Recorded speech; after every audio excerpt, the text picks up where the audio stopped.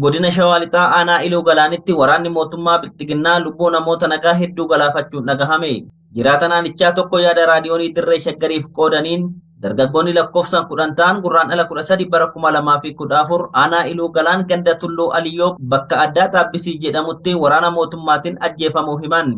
Ajjeechaan kun qe'ee isaanitti raawwatamuu kan dubbatan namni kun dargaggoonni Bilisummaa Mulaatuu fi Katamaa jedhaman kanneen ajjeefaman keessatti akka argaman eeran. Dargaggoonni biroo hedduunis mana hidhaatti guuramanii jiraachuu ibsaniiru.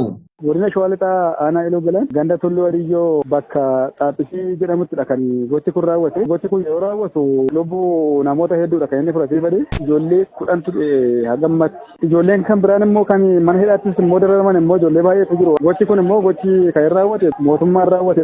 Waraanni mootummaa kun Bilisummaa Mulaatuu eega ajjeesee booda obbolaasaa Qanaa Mulaatuu, Baa'isaa Mulaatuu fi hojjetaa mana isaanii kan ta'e Tasfaayee Giriidee waraanni ukkaamsee mana hidhaatti darbachuun namni kun dubbataniiru.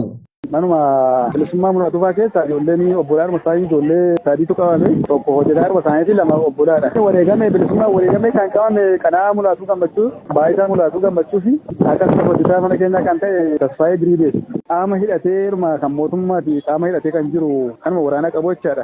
Waraanni Bilxiginnaa ijaan argaa dargaggoota jibbee fixaa jiru kun kanaan dura dargaggoota kanneen sababa garaagaraatiin rakkisaa turuu kan dubbatan maddi kun dargaggoonni kunneen yeroo muraasaaf qoomni turanii balleessaa tokko malee gara jabinaan ajjeefamuu himan.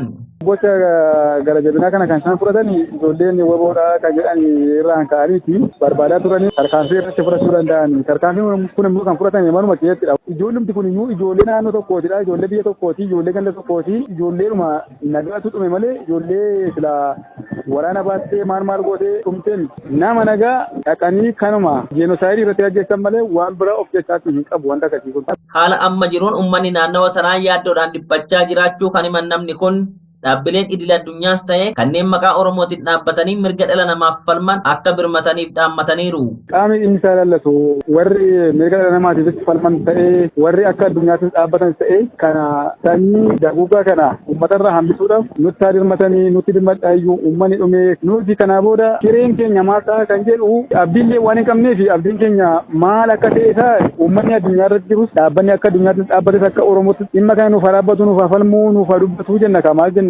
Waraanni Bilisummaa Oromoo godinaalee Gujii lamaan keessatti taasisaa jiruun walqabatee deeggarsa waraanichaaf taasistan jechuun hidhattoonni mootummaa uummata dararaa jiraachuu maddeen raadiyoonii Dirree Shaggar yeroo garaagaraatti dubbachaa kan turan yoo ta'u godina Gujii Lixaa aanaa Malkaa Sooddatti hidhattoonni mootummaa gurraandhala 11 bara 2014 barataa kutaa 12ffaa Biqilaa Bariisoo maqaa Shanee jedhuun daandirraa qabanii magaalaa Malkaa Sooddatti rasaasa 7 itti dhukaasuun ajjeesuu maddeen raadiyoonii Dirree Shaggar himaniiru. Godina Gujii Lixaa aanaa Malkaa Sooddaa magaalaa Malkaa Sooddatti hidhattoonni mootummaa barataa kana rasaasa 7 itti dhukaasuun magaalaa walakkaatti erga ajjeesanii booda reeffa isaa maatiin fudhatee akka hin awwaallanne dhorkuun boollatti gatuun gocha suukaneessaa raawwachuu isaanii maddeen raadiyoonii Dirree Shaggaritti himaniiru.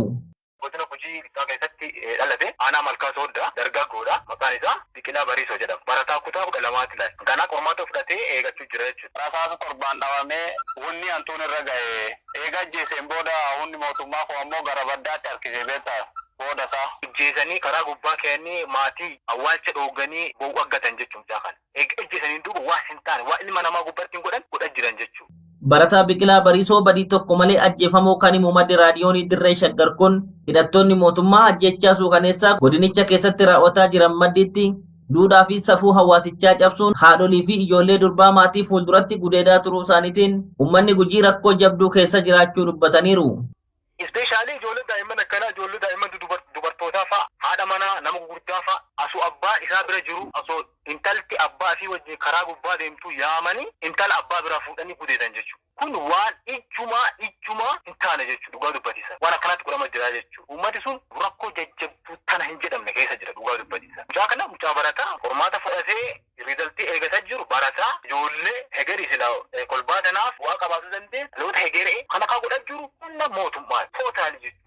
Wanni bira wanni godhamu hunda mootummaatti kana godhaa jira jechuudha. Hanqina roobatiin walqabatee hongee mudateen jireenyaan wallaansoo walqabaa kan jiru uummanni Gujii lafa fagoo kiiloomeetira 70 ta'u imaluun wayita midhaan nyaataa fe'atanii deebi'anitti hidhattoota mootummaatiin daandii irratti ajjechaa fi reebicha hamaatiif saaxilamaa jiraachuu dubbatan.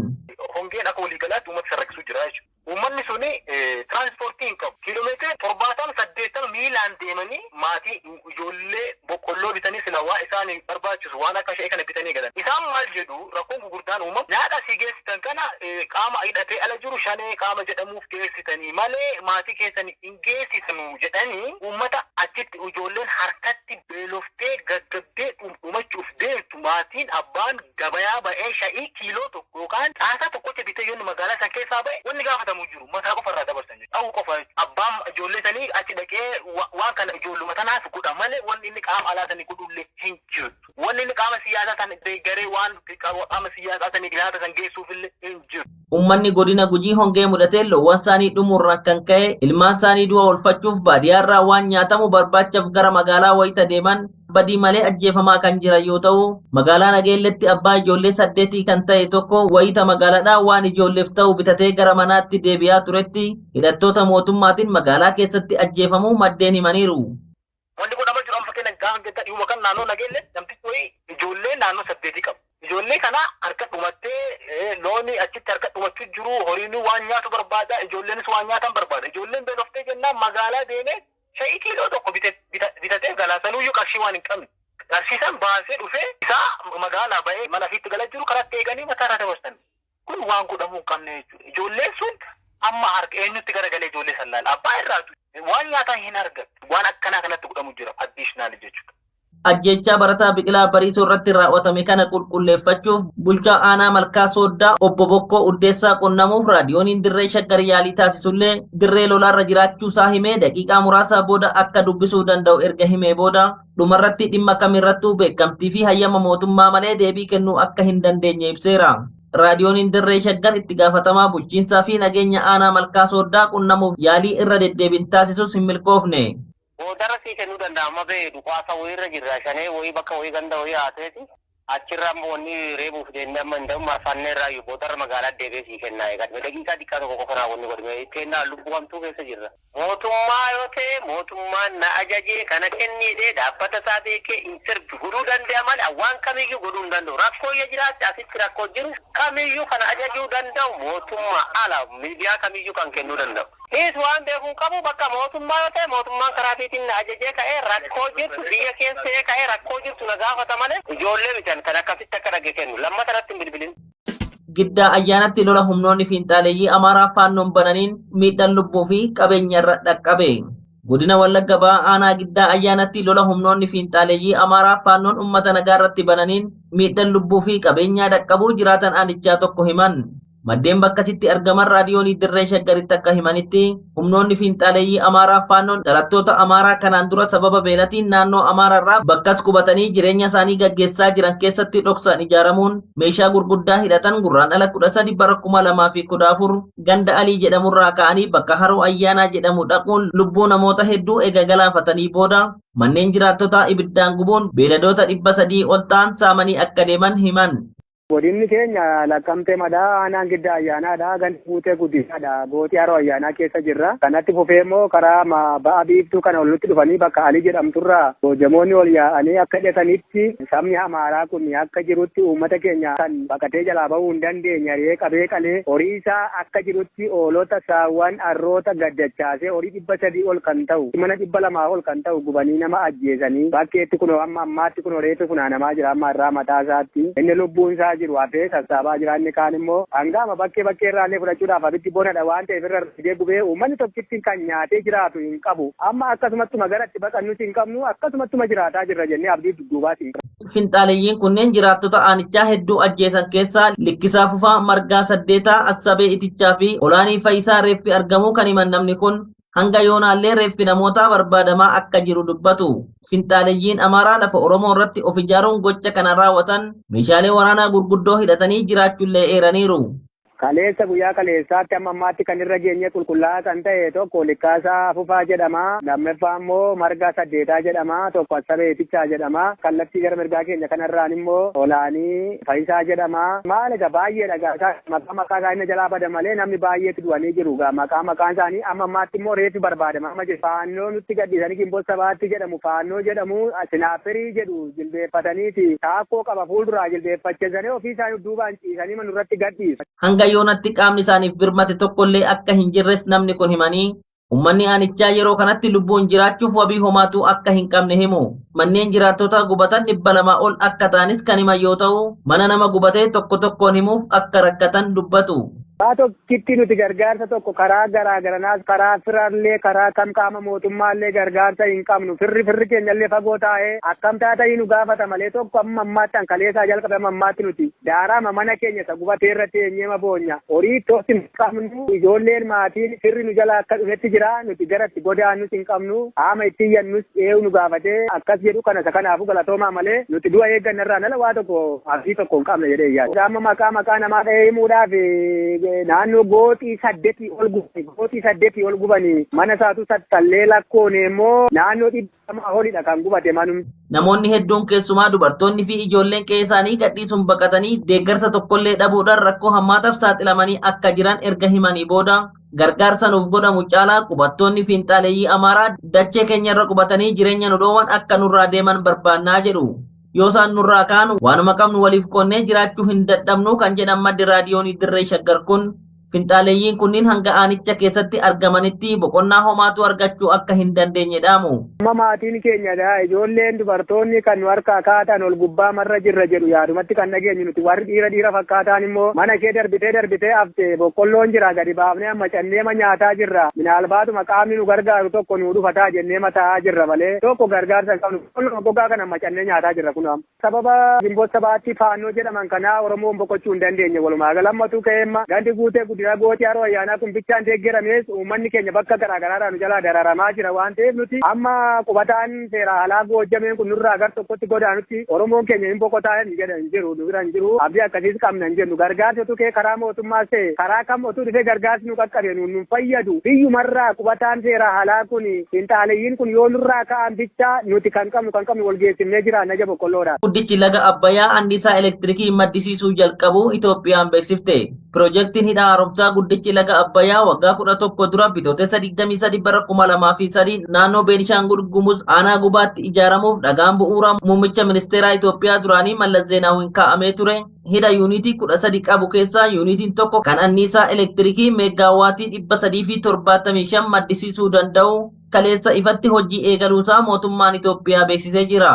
Hidhaan guddichi laga Abbayyaa ol ka'iinsa meetira 145 fi dagalee dheerina meetira 1780 qabaachuun himamuuf kun wayita eegalamu birrii biiliyoona 80 ijaarama jedhamee turullee hanga ammaatti birrii biiliyoonni 163 kan itti bahe yoo ta'u hidhichi wayita ijaaramee xumuramus bishaan lafa kiiloomeetira 145 ciisuun bishaan meetir kiiyubii biiliyoona 74 kan qabatu ta'uu miidiyaaleen mootummaa sagantaa hojii eegalchiisuu yuunitii tokko hidha laga Abbayyaa kanarratti argaman gabaasaniiru.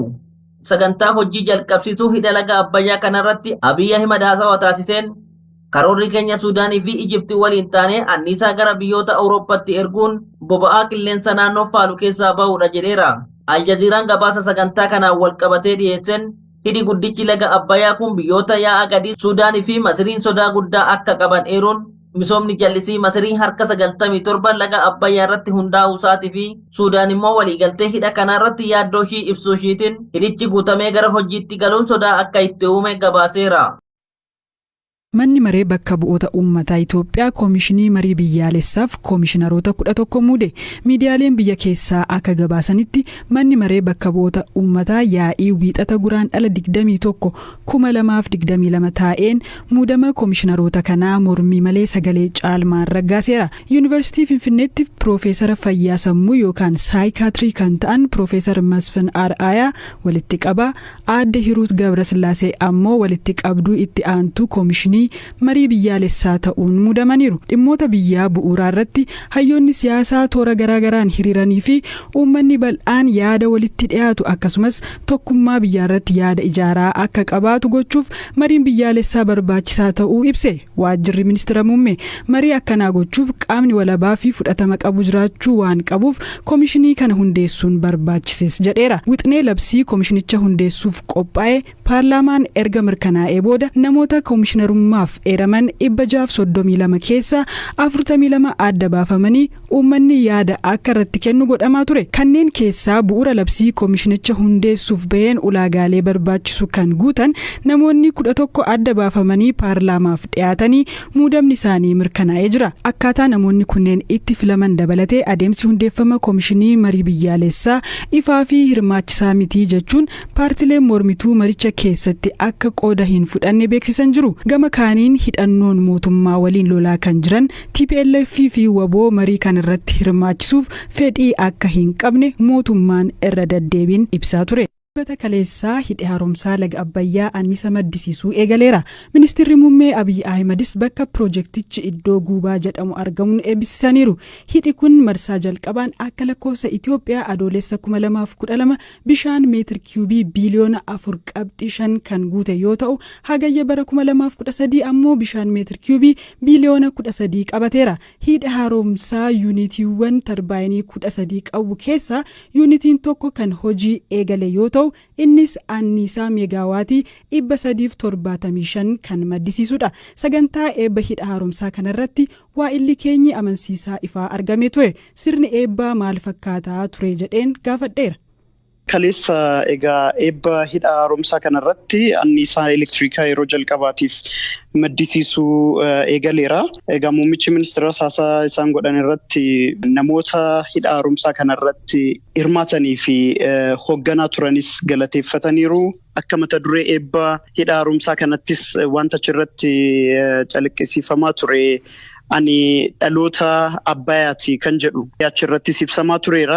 Egaa akkuma yeroo garaagaraatiin ibsamaa ture hidhee Abbayyaa kuni biyya keenyaaf karaa garaagaraatiin kan ittiin tokkummaa keenya ibsinu akkasumas immoo hiyyummaa keessaas kan ittiin baanu kaasanii akkas ture. Namootni qaraa maal jedhanii akkamittiin fudhatan namootatti haasofteetta taanaan? Dhugaa dubbachuuf namoota achi keessa hojjetan qofa otoo hin ta'in namoonni sagantaa kana irratti hirmaachuudhaaf dhaqan illee egaa ho'isaa baay'ee cimaadha. Ho'a sana keessa jiraachaa achitti hojii kana hojjechuu isaaniitiif dinqisiifannaa guddaa kennaa turanii namoonni achi keessa hojjetan immoo an dubbise gammachuu guddaatu itti dhaga'amaa ture. Namoota natti argee dubbise keessaa namni tokko waan natti hime namoota yeroo jalqabaa qaxaramanii hojii eegalan namoota 1,080 keessaa inni nama 1,060 ta'ee akka galmaa'ee fi ID isaas natti agarsiise.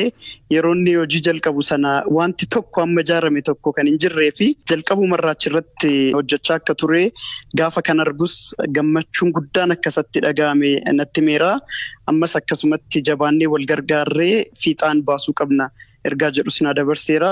Namoonni biraan an dubbise immoo haadha warraa fi abbaa warraadha. Achumatti abbaa warraan gara waggaa 11 hojjeteera. Innis jalqabumarraa kaasee ture kan hidha haaromsaa kanarratti hojjechaa ture. Isheen waggaa 4 hojjetteetti achumatti wal arganii wal fuudhanii daa'ima waggaa 3 fa'aa qabu. Hedduu gammachuu guddaa qabu ture gaafa nattaasaanii baay'ee gammadaniiru. Isaanis uummattoota Itoophiyaa maraan baga gammaddan ergaa jedhu dabarsaniiru. Poolisiin Keeniyaa lammiilee Itoophiyaa 108 seeraan ala biyyattii keessa socho'aa turan mana tokko keessatti arguun to'achuu ibse. Baqattoonni kunneen dhiirota umriin isaanii ganna 15 hanga 35 ta'u dameen qorannoo yakka poolisii biyyattii hime. Amma durallee godaantonni hedduun magaalaa Naayiroobii fi dhiyeenyarraa irra deddeebiin kan qabaman ta'uu ji'uma kanaa fi kan darbe keessa dargaggoonni 100 lakkaa'aman biroon akkasuma qabamaniiru. Gaanfa Afrikaatti daddabarsa godaantotaan kan shakkaman namooti 4 to'atamaniiru. Godaantota to'annoo jala oolan afaan hiikuun kan gargaaru Jaabir Sheekh Usmaa'il waa'ee dargaggoota qabaman kanaa waa'ila koo Eliyaas Mulgeetaatti dubbateera. Lammiilee Itoophiyaati. Lammiileen kun guyyaa Firaayidee halkan mana namatti odeeffannoon argame achi qabamanii mana keessa nama 108 turanii warra caalan isaanii warra kibba irraa dhufe. Namoota kana dhiyoo gaafadhu mana san keessa nama baatii 4 turetu jira, baatii 3 ka turetu jira, baatii 5 ka turetu jira. Ijoollee kana akka dhiyeenyaan dubbistee natti himteetta. Mee maal himatan ijoolleen kun maalirraa odeeffatte?